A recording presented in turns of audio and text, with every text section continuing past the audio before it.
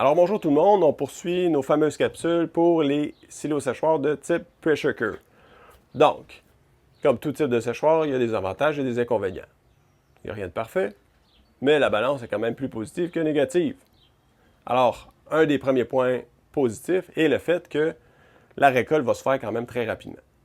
Votre forfaitaire vient chez vous, vous récoltez, vous remplissez le silo, vous partez votre ventilateur et c'est complété. Donc, on parle d'un chantier qui va durer 1 à 2 journées versus 2 semaines. On parle d'un 480 tonnes de grains humides.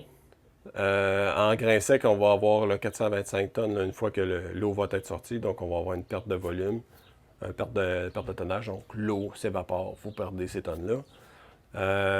On parle d'un gain de poids quand même extrêmement élevé.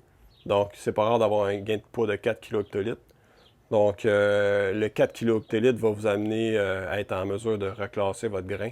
Donc, dans certaines années, vous allez être capable d'avoir une catégorie de grains supérieure. Puis, auprès des acheteurs, c'est pas rare d'être capable d'aller chercher une prime de 5 la tonne. Ça peut être au niveau du classement général du grain, ou encore, il y a des acheteurs, ceux qui sont plus autour de la volaille. Plus le grain est dense, plus il va y avoir un gain de poids au niveau de la croissance de la volaille. Donc, les acheteurs vont être prêts à payer pour votre grain parce qu'eux, ils ont un gain de production, gain de productivité. Donc, il y a ce 5 $-là la tonne que vous allez pouvoir aller chercher. Comparativement à d'autres séchoirs sur le marché, au lieu d'aller chercher un gain de poids de 2, vous allez avoir 4, donc le 2 kHz supplémentaire. Donc, du maïs à 250 $ la tonne, on parle de 7,35 $. 7,35 $ plus un 5 $ de prime. Pour sécher avec un 42 pieds, ça va nous coûter 8 $ la tonne d'électricité. Donc, c'est pas gratuit. L'électricité, ben, c'est ça, il faut la payer. Puis, il y a passablement beaucoup de ventilateurs avec un bon débit, des gros ventilateurs. Donc, on parle de 8 $ la tonne. Fait que le fait d'avoir une qualité de grain supérieure va couvrir essentiellement les frais de séchage.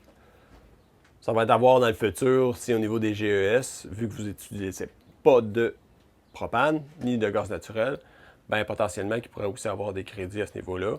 Fait que règle générale, dans votre bilan global de la ferme, ben, ça pourrait être à votre avantage.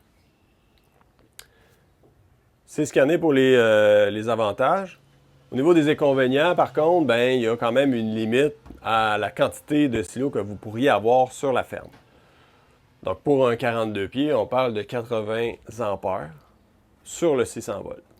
Donc, 80 ampères, donc ça prend pratiquement une entrée 100 ampères juste pour le silo.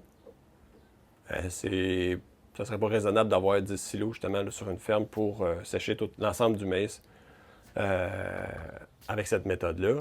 Par contre, si vous en avez un ou deux, ben, ça peut être fort intéressant. 42 pieds, 425 tonnes de grains secs. Vous avez 2 silos. Vous avez 850 tonnes de maïs séché. Vous avez une entrée de 200 ampères sur 600 volts. Et puis, vous récoltez votre grain en quelques jours et c'est réglé. Donc, vous allez être limité par le fait que vous devez avoir une entrée sur 600 volts. L'ampérage qui est consommé, donc il y a une limite.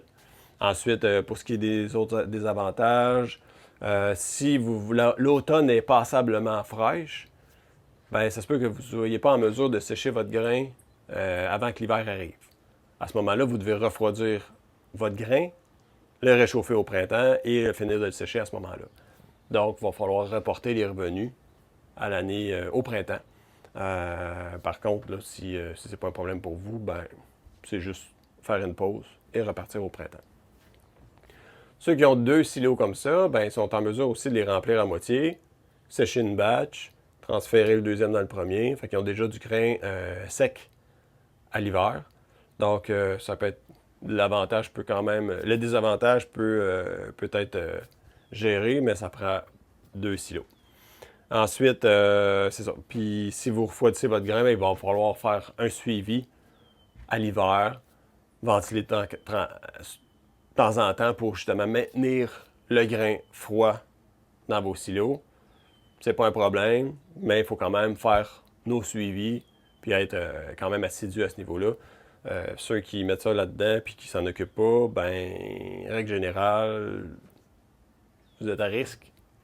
Puis des fois, on a des échos que comme quoi qui s'est passé des petites tonnes. Donc, ça demande quand même un suivi, puis il faut être vigilant. Fait que si vous êtes vraiment débordé, vous n'avez pas le temps de vous occuper de votre silo durant l'hiver, ben c'est peut-être pas pour vous.